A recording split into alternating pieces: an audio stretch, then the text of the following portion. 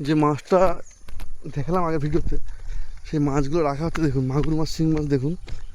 এই যে মাগুর মাছের পুরো পুকুরটায় চাষ করেছে, এধারে পুকুরটায় চাষ করেছে, ওদিকে পুকুর, এনাদের এই মাছ চাষ, শিং মাগুর, দেশি মাছ। সেই মাগুর মাছ ঢালবে দেখুন, এখানে রেখেছে, রাখার জায়গা আছে। এই মাছগুলো সব নাকি দিল্লি চলে যাবে। আপনাদের দেখানোর চেষ্টা করবো কত পরিমাণ মাছ দেখুন।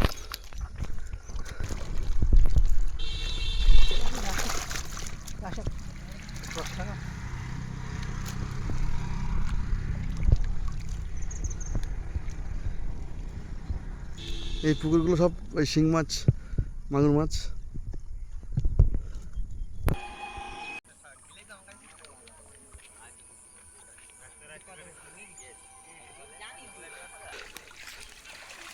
তেলাপিয়া আছে? এতে নেই তেলাপিয়া ওই বড়